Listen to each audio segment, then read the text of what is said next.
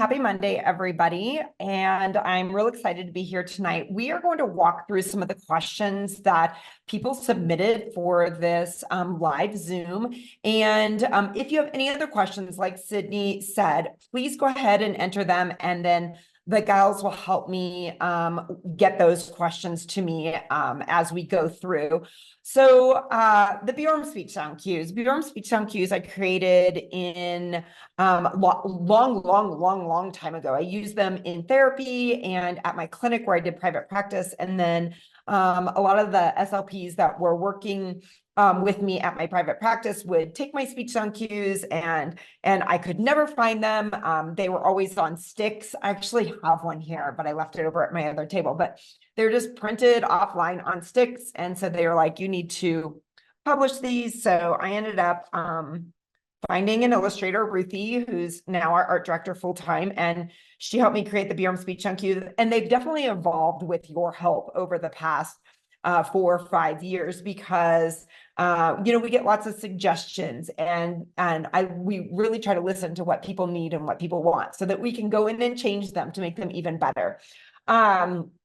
But I'm going to walk through, I'm just going to show you a little video that I recorded a couple weeks ago. It's an updated Bjorem Speech Sound Cue video. And then I'm going to go in and answer several questions. So I'm Jennie Bjorem. I am the owner of Bjorem Speech Publications and the creator of the Bjorem Speech Sound Cues. And I'm going to try to address a little bit of what, when, why, how, and who today. We'll talk about the speech sound cues and why they work, and introducing them to young children, as well as using them for cueing and speech therapy, and also using the cues to introduce some and work on literacy concepts. So that's what most of the questions revolved around. But before we dig in and hear me talk a little bit more, I'm going to show you this video that I recorded to hopefully answer some of those questions that are more generalized that I got prior to this Zoom today.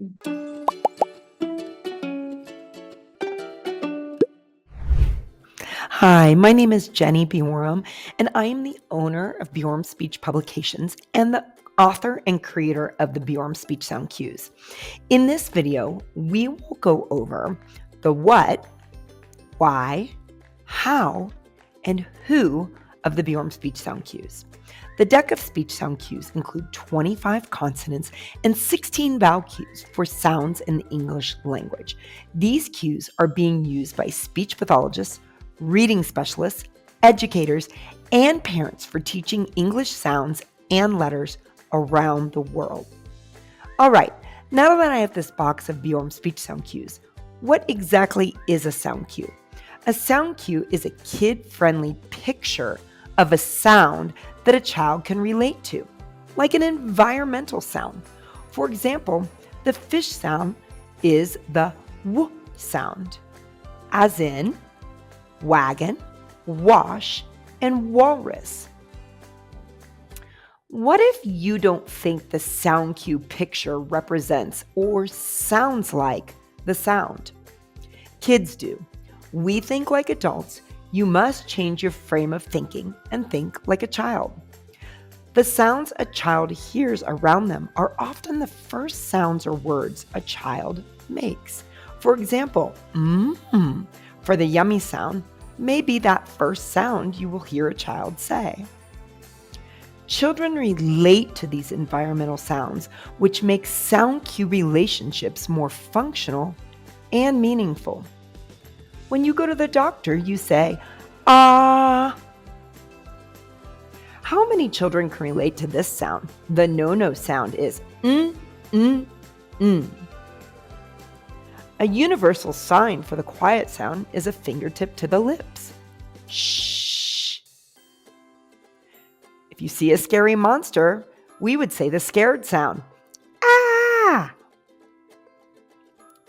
The panting sound that a dog makes when it is hot is the hot dog sound. Some sound cues may not be quite as intuitive, and you will have to teach the child the sound that goes with the cue.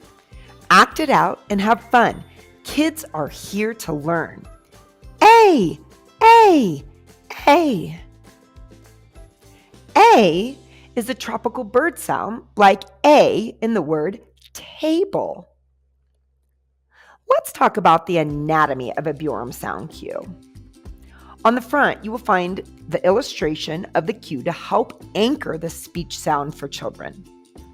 Cards are a thick, soft, matte texture created with an anti-glare coating. And on the backs, each card is numbered for organization. The sound cue name is displayed at the top. This cue is the sizzle sound. Because English can be confusing and letters can make more than one sound, the speech sound in a word and the sound it makes have both been included. For example, the letter X can make 3 sounds, x, gz, and z. This sound cue is for x. Some sounds are made of movement or 2 sounds. In this case, a sound equation has been added to show what sounds make up the sound cue. Here, the coughing camel plus the snake sound equal the sizzle sound. K plus s equal x. The Bjorem speech cues come in 2 sizes for you to choose from. The original deck or smaller box is approximately 2.5 inches by 2.5 inches and is great for one-to-one learning situations and manipulating cards into words. The big box is 4 times the size as the little box with over 5 inches square. I love this deck for group learning, classrooms, teletherapy, and tiny hands. Using pictures to teach children is not a new idea. When you were learning to read, you were shown cards A is for apple and B is for ball. Teaching letters this way leaves out the most important part, the sound. Here's our mad cat sound. The Bjorem speech sound cues captivate children's interest by transforming abstract speech sounds into tangible, visually engaging elements. These cues incorporate colorful and relatable images, making it easier for children to connect and remember different sounds. The Bjorem speech sound cues offer multi-sensory learning experience, combining tactile and visual elements that greatly enhance children's engagement and memory retention. Since their inception, Bjorem speech sound cues have been used in so many ways. All the ways to use Bjorem speech sound cues in his entire course in itself. But here are my top 5 favorite ways to use the sound cues with children. 5.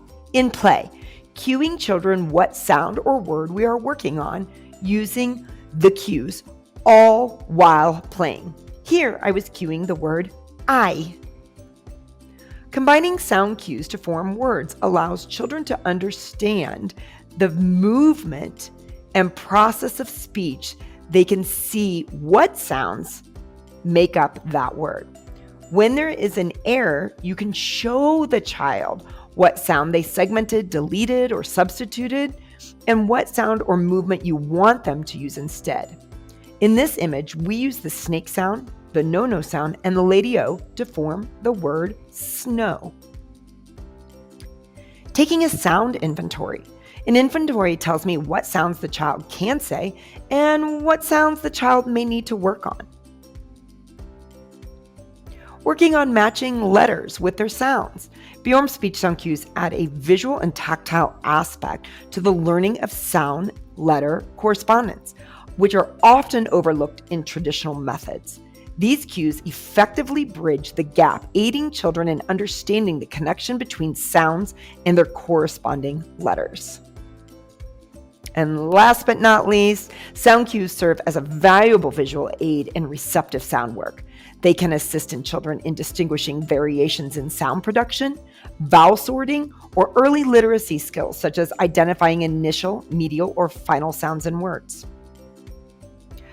Who uses the Bjorem speech sound cues? Speech pathologists, teachers, reading specialists, parents and families. Bjorem speech sound cues offer remarkable versatility, catering to children across a broad spectrum of ages and developmental stages. Suitable for toddlers as young as 18 months, they serve as an excellent tool for introducing sounds through visual cueing. In early childhood, the cues provide a positive impact for cueing and speech therapy, as well as an introduction to understanding the relationship between sounds and letters. As children progress into elementary school, the cues prove equally beneficial, with continued aids for speech therapy, childhood apraxia of speech, and visual supports in the areas of spelling and literacy. This adaptability makes Bjorem Speech Cues a valuable resource throughout various stages of a child's speech and literacy development.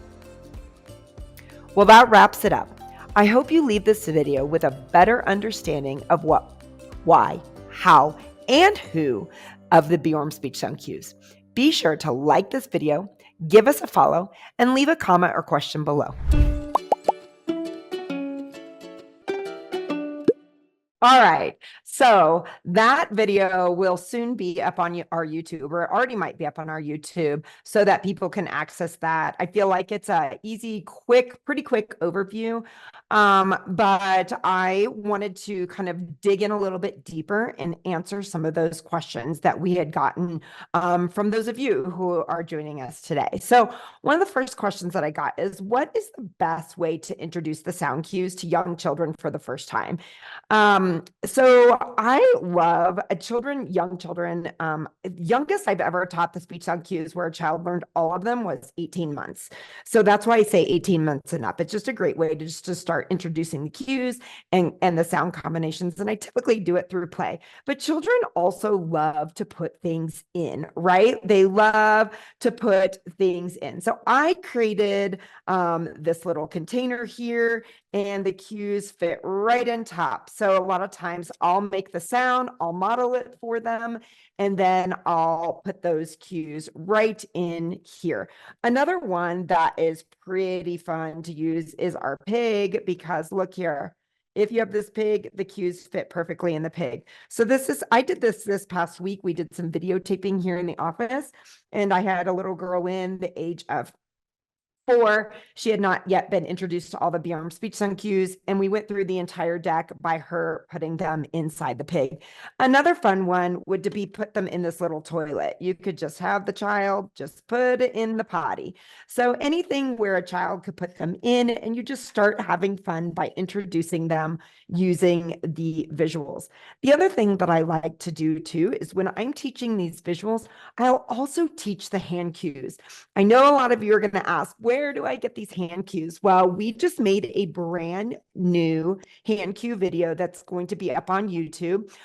These hand cues are also going to be in the Lori Berkner Better Letters Bjorem Speech music videos that we are recording here, in about 2 weeks in New York. So we will be recording music videos to go along with our Better Letters and our Bjorem Speech Sound Cues, and all the hand cues will be in the videos as well for children to watch and learn.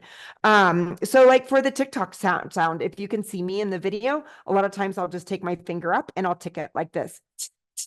Like if this were a face of the clock and this were the hand. And so kids pick these up very quickly. We do have some videos of the little girl that I taught this past week, and she was imitating those hand cues really, really quickly.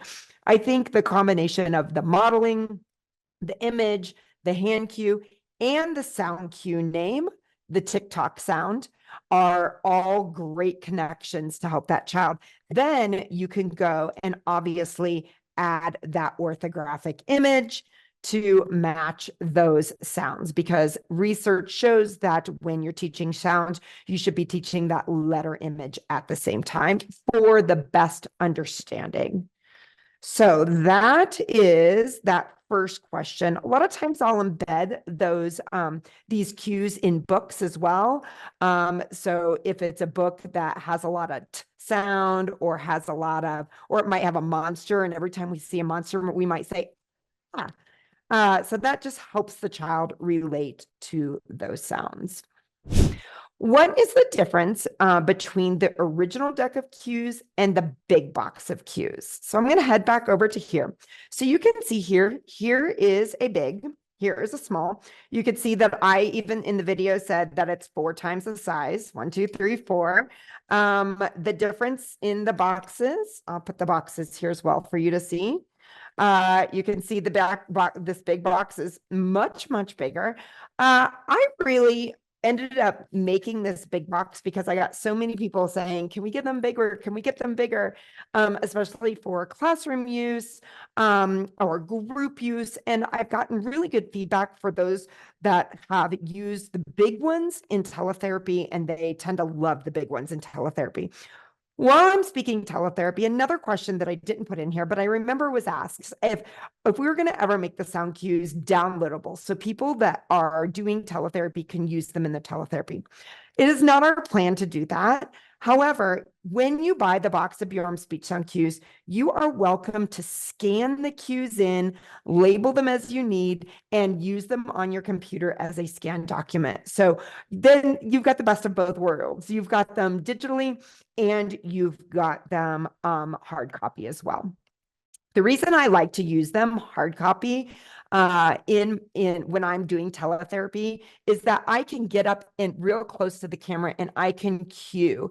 And if I'm using 2 cues to help a child motor plan, then I can move these together. So if I'm going at, then I can move them. It's a little bit harder to move them mechanically on the screen, but at. So then you can see that I can keep the cues close to my mouth and I can move them for the child. Would you show us some examples of how you manipulate the cues for goals in speech therapy? Yes, let's do it. Let me move back over to my document camera. All right. So let's say we are working on that word at, okay? I can pull the sounds and I can put them together to show the child. I can also pair with the letters to show them at the same time that word. I also can, let's say that child's deleting the t sound at the end, and I say, you tell me at, and the child goes, ah, then I'd say, oh, I heard you say ah. You forgot your TikTok sound. You have to add your TikTok sound in here. Let's make it move. Here we go. Ready? You do it with me. When the monster sound touches the TikTok sound, we're going to say, t. Ready? At. So that way we aren't segmenting sounds, but we're also showing them that there's that movement that we have to make 2 movements there. Let's say a child does segment. Let's say they go, if I say, I want you to say at, and the child goes at, what you could show them is the segment. You could say, I heard ah and t. I need them to go together, all in one line. And you could even show them one line, okay? So it needs to go all together. At. Let's say the child said at, and they added a sound. You could say, uh-oh, you added eh. Eh does not go in here. We have to take it out, and we're going to put the sounds together. At. You can do this for longer words. You can do this for clusters. You can do this any way you want. I know that a lot of times we'll get that intrusive schwa, that and a lot of times I'll take that little guy and I'll put them in there, and then I have the child throw it to show them, you know what, we are not doing this. So you can combine any of these sounds to make words. I think the other thing too is, let's say our target is I, okay, the sound I or the word I. But the child has a difficult time motor planning this because truly I is 2 movements. Remember what I told you on the back? If there are 2 movements in the sound, we've added the equation on the back to help cue you so that you can pull the correct cards to show the child. So look here, our sound is I, but we have to do 2 sounds. We have to do the I and put it together. Ready? Let's do it together. I. That equals I.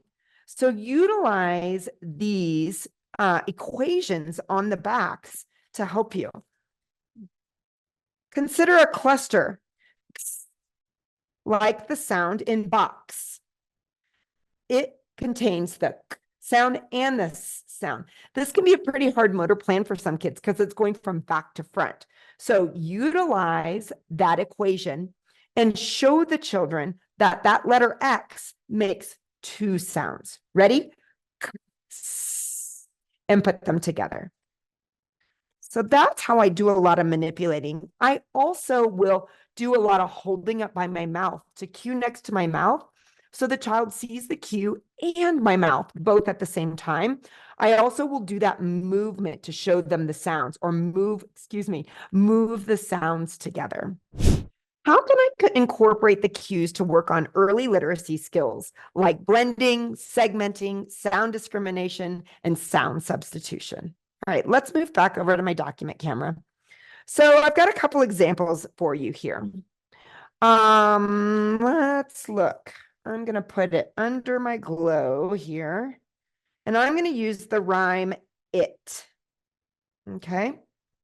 I'm going to go ahead and write the letters on here too, so the child can see it. So we've got it. If we're changing the onset, then we can come in and change the onset by putting different sounds in. And I did this past week with the little girl that I taught the speech sound cues, and she picked it up in no time. I taught her the sound cues. We turned around and did some of this onset and rhyme, and even changing different sounds in the word, and she picked it up really quickly. So hit, right? If we take away the and we add a mad cat, then we can make it fit. What if we took away that I and we added the ah, right? Then this one right here, if I were to change this back, this one would be hat. And then if I change this to the mad cat sound, then this one would be fat. So if you think about this, you can do so much, especially early on. We know children with any type of speech and language disorder have a higher likelihood of reading and spelling disorders. So if we can incorporate these sound cues into our sessions now and early on, then we are helping kind of bridge that gap using the speech sound cues. Let's think about this. Let's think about if we have 4 words that have "a" in it and 4 words that have medial "I" in it. Then you could show the pictures. I use the box of decks. So then I can show the kids the picture and I can say, what sound do you hear? Do you hear the "I" sound or do you hear the "a" sound? So this would be kind of some of that auditory discrimination as far as like, what sound do you hear? So this is really important. So we can substitute, we can delete sounds, we can change the onsets, we can change the rhymes. There is so much that we can do. When the new better letters come out, the sound cues with the spelling patterns will be on the front of the cards, and on the backs of the cards will have all the spelling rules to not only teach speech therapists and literacy specialists or teachers like myself who don't know all the literacy rules, but that will help me making sure that I'm teaching the child the correct rules. So those cards, the big better letters are going to be the size of the big box of Bjorem Speech Sound Cues, and the backs are going to be filled with information. All right. And then really quickly, while I'm talking about the better letters, so we'll have 2 decks of better letters. We will have the better letters puzzle, which is Lori Berkner's product. So the better letters puzzle will have all letters in the alphabet, lowercase and uppercase. It'll have a puzzle with the Bjorem speech sound cue in the middle of the puzzle. And then the 2 puzzle pieces on the ends will come out. So the letter comes out on the left side and the keyword comes out on the right side. And then on the back of the puzzle, it tells the parent or gives the parent the answer or gives them the song lyric. So there's 6 songs Lori Berkner's written and recorded, and now she's recording the videos in 2 weeks. And so that the child can actually pool each song by color code. So let's say consonant song number 1 may be yellow and have 6 sounds in it. So the parent can pool just those sounds or just those lyrics to match the puzzle in the video and song. So I feel like Laurie's done a really brilliant job to bring the Bjorem Speech Sound Cues to life. And I'm just so excited for this product. What ages and stages and diagnoses do the cues work best with? Like I said, I've used them with kids that are 18 months old. We've used them in the deaf and hard of hearing population. We've gotten really great reviews and feedback for the deaf and hard of hearing population. We've used them for kids in preschool, elementary. My daughter is 12. She's in 7th grade. Lauren is her literacy dyslexia specialist, and Lauren uses the speech sound cues with her, specifically mostly for vowels, but she responds really well to them because she understands and it gives her those visual cues she needs. So of course you could use them in an age-appropriate way with any age. I think that they're child-friendly enough that you can use them with young kids, but they're not babyish, so that you can use them with older kids. I've also had people use them with English as a second language to try to help that understanding of those English language sounds has been, I've gotten really great feedback with that as well. I've used these with kids, obviously with childhood apraxia speech disorders, autistic children, Down syndrome. I've used them with children across the board. I think one thing that you have to remember is that, not all children love to play or maybe not love to do sensory things. I've had a couple of autistic kids on my caseload that absolutely love to sit down and go through the cues as flashcards. While I don't necessarily recommend that for all kids, obviously, children are unique and individual, and we kind of pace ourselves to how they learn. So if a child learns best using them as flashcards, by all means, but I definitely wouldn't recommend just sitting down and using them as flashcards, every single day to practice the cues. I like to embed them in play and do fun things with them. I know if you watch Shelby, she's shared that they fit into the new Square Goals sets. So they're really fun to pop in and out of those. And they fit into a lot of toys like Ryan's wheel and this fun toilet that I have. This game's called Shoot the Poop, and kids love Shoot the Poop. Is there a cueing hierarchy for the Bjorem Speech Sound Cues? Yes, I say there is. Obviously, our goal is not for children to use these cues for the rest of their lives. Our goal is to use them as a bridge to learning letters and sound combinations, as a bridge to understanding movement and sounds, as a bridge to being able to say and motor plan these sounds, as a bridge to spelling and literacy. But our goal is not to use them forever. So, a lot of times I'll begin with the visual. And then once the kid knows that this is the tick-tock sound, a lot of times I can fade the visual cue, and then the tick-tock sound, I'll just say, oh, you got to use your tick-tock sound. Or I might just cue them with my hand and not even say tick-tock sound. So visual cue, verbal cue, hand cue, and maybe even sometimes just a visual cue out on the table for them to know that we're using that sound and you don't have to say anything else. So, obviously our goal is, especially using principles of motor learning, is to fade that cueing. Do we have any other questions? Oh, someone just asked, please explain the Viking sound. Oh, I can explain the Viking sound. Perfect. Let me go back down to here. Okay. Viking sound. I'm going to compare the Viking sound to the monkey sound. I don't know where my monkey went. I had him out, but he's gone right now.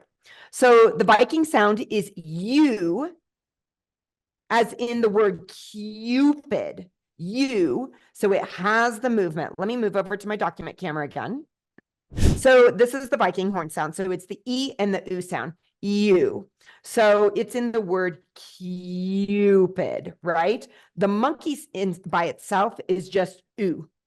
So these are both of our U sounds, both of our long U sounds. So U and U. So the E plus the U is U. And so I just do a little hand like I'm blowing my Viking horn, and the kids love it. They love to go, U, like that.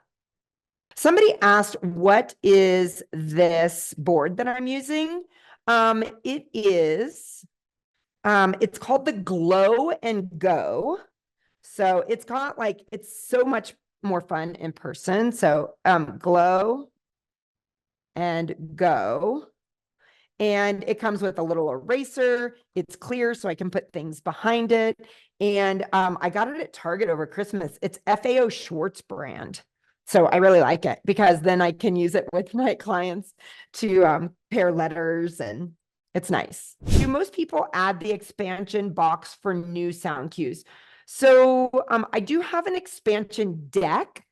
If you have an old deck of Bjorem Speech Sound Cues, you can get the expansion deck in the big box or the expansion deck in the small box. So the small box and the big box will include the cues like, oh, I'll just put it here, like the gulping frog sound and the bouncing ball sound. The bouncing ball sound replaced our sheep, and the gulping frog replaced our baby. So if you want to go grab those, I have them real inexpensive. We've got them here. We ship them out all the time. It's nice to have those extras. And then I think I threw in the zombie in there, and I think I actually threw in the qu and the ing and the as well, just in case you didn't get those in a very early edition of the Bjorem Speech Sound Cues. So definitely, yeah. I mean, if you want the newest speech sound cues, you can go grab those. I do have 2 speech sound cues available on our website to download for free right now. One is the cute kitty sound, aw, like in coffee. I don't use that aw sound, but I know many people in the Northeast do. Coffee, I use coffee, but cute kitty's there. And then also the bug sound is zh, like in the word measure. And so you can go ahead and print those off for free if you're like. Those are on the website. Missed a question. So Christina asked, do you have a resource with activity ideas you use with the cards? I watched some videos and saw a fun puppet, and I like the pig idea, but I assume you need to have lots of different ideas to keep it fun. I think that if you follow us on Instagram, we're always sharing other people's ideas. I would say I've learned more ways to use the Bjorem Speech Sound Cues from you all and the speech therapists out there using the Bjorem Speech Sound Cues than I came up with myself. So, anything from like, I love using like a magnifying glass. Kids love a good magnifying glass. Kids love clickers. They love to hide them in sensory bins. I'll use blue tape and tape them up on the walls. I know Shelby put them on little like plastic stands and shoots them with balls. There's just so much you can do with them. I just feel like it's endless. I think it's just about getting creative. But definitely follow us on Instagram if you don't, because every day Shelby is sharing a different way somebody is using the cues, because people are sharing them all of the time. So that's just a great way. And then maybe what we'll do is we'll put a presentation together of like 20 fun ways or 30 fun ways to use the Bjorem Speech, cards or cues or products. I know Shelby did one this past week, and hers is on our hers is on replay, so you can purchase that to watch the replay, and we can share that link with you as well. Is the Speech Sound Cues deck enough to target different areas like lateralization and final consonant deletion, or is it better to get those specific decks? So I have actually used both those decks because kids with apraxia tend to final consonant delete and lateralize. Amy's really created the lateralization deck not only as a cueing deck, but also as a target deck. So all the target words are in there. So like when you're working on those flat tire sounds, she's got cats, bats, hats. So that works really, really well. So I really recommend that lateralization deck. Final consonant deletion, I mean, you could use it like I was showing you today, and show them just with the cues and have a picture of a target word. I could do a whole session just on final consonant deletion and the products we have for final consonant deletion, because they're so great as well, because those actually have the targets. And especially like the minimal pairs and the cycles, it kind of just depends which approach you're using. But in order to cue them, yes, but this obviously doesn't have the target words in it. So I think that just kind of depends on like what your approach is and where you're at with those approaches. Someone asked if we have worksheets for homework and practice at home. So I put the link in the chat. There's Bjorem Speech Home Practice Sheets. It's a digital download for $5 on our website. Yeah, it's pretty good, because if you own the Bjorem Speech Sound Cues, you just take that and put it on the copy machine, and you either write in the words, or you can copy the target words and put your target sound up there. And so then you can also explain to the parents what that sound is and what that sound means. Will we be adding more phonological processing decks? Which phonological processes are you looking for? I think we have most of them. We currently have complexity, cycles, and minimal pairs. And we have all, and the specific processings, we've got gliding, we've got fronting and backing, we've got S cluster reduction, we've got oh gosh, you guys might have to help me, voicing. Yeah. Initial final consonant deletion. Yeah. How have they been helpful with children with dyslexia? So I don't treat dyslexia. Lauren does. She's on here, but she's not prepared to speak. I don't want to throw her under the bus. But she definitely has been using them with my daughter. Oh, she's done some answering here, so that's good. Hey, my Carrie, I'm going to put my email in here. If you reach out to our education department, I'll be happy to answer your question, especially if you have something specific. If you have any questions, please feel free always to reach out to us, and we will do our best to get you an answer. Thank you. Have a great night. Great. Thanks, everybody. Bye.